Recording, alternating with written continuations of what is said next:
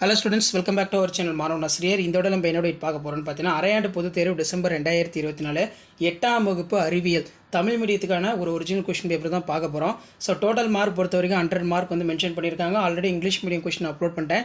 நிறைய பேர் தமிழ் மீடியம் கேட்டிருந்தீங்க, அதனால தான் இப்போ வந்து அப்லோட் பண்ணுறேன். So already half yearly syllabus என்னன்னு சொல்லி 8th வந்து நான் அப்டேட் பண்ணிட்டேன். அதை நீங்கள் போய் பார்த்தீங்கன்னா ஒரு ஐடியா கிடைக்கும். இது கவர்மெண்ட்டோட அஃபிஷியல் ஒரிஜினல் கொஸ்டின் பேப்பருங்கிறதுனால இந்த கொஸ்டின் பேப்பரில் இருக்கக்கூடிய கொஸ்டின்ஸ் வந்து எதுவும் ஸ்கிப் பண்ணாதீங்க, எல்லாமே ரொம்ப ரொம்ப இம்பார்ட்டன்ட். ஸோ இதில் வந்து பார்த்தீங்கன்னா நமக்கு ட்ரூ ஆர் ஃபால்ஸ் இருக்குது, மேட்ச் இருக்குது. அதே ஒரு 2 மார்க் கொஸ்டின் 10x20.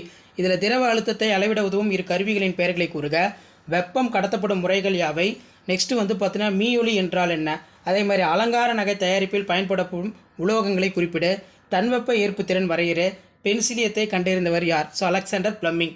நம் முதுகெலும்பு ஏன் சற்று நகரக்கூடியது, இருசோர் பெயரிடும் முறை என்பது என்ன, எடுத்துக்காட்டு தருக, நைட்ரஜனின் பயன்பாடுகள் இரண்டினை எழுது, வளரிளம் பருவம் என்றால் என்ன, ஆனோடு கதிர்கள் 2 பண்புகளை எழுதுக. இது ரொம்ப முக்கியம்.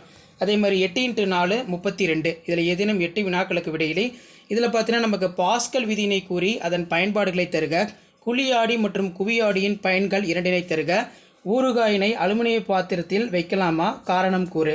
அதே மாதிரி ஒரு இரும்பு ஆணியனை காப்பர் சல்பேட் கரைசலில் வைக்கும்போது என்ன நிகழ்கிறது, நீரின் கடினத்தன்மையினை நீக்கும் முறைகள் யாவை, உலர்பனி என்பது என்ன, அதன் பயன்களை எழுதுக, வடிவத்தின் அடிப்படையில் 4 வகையான பாக்டீரியங்களின் பெயர்களை எழுதுக. ரொம்ப முக்கியம்.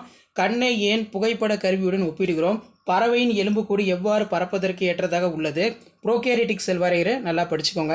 7 மதிப்பெண் வினாக்கள் பொறுத்த வரைக்கும் இதில் கடிகாரங்களின் வகைகளை பற்றி குறிப்பு எழுதுக. ரொம்ப முக்கியம். ஒளி வெற்றிடத்தின் வழியாக பரவக்கூடியது என்பதை சோதனை மூலம் விவரிக்கணும். அமில மழையோட விளைவுகள் அதை எவ்வாறு வந்து தடுக்கலாம், ப்ரிவென்ட் பண்ணலாம், இது நல்லா படிச்சுக்கோங்க. உணவுப் பொருட்கள் எவ்வாறு வேதிவினைகளால் பாதிக்கப்படுகின்றது என்பதை விளக்குக.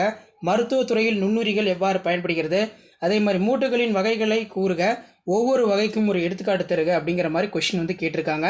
ஸோ கண்டிப்பாக இந்த கொஸ்டின் பேப்பரில் இருக்கக்கூடிய கொஸ்டின் நல்லா படிச்சுக்கோங்க. ஸோ இதுதான் 8th standard science common half yearly examination December 2024 Tamil medium question paper.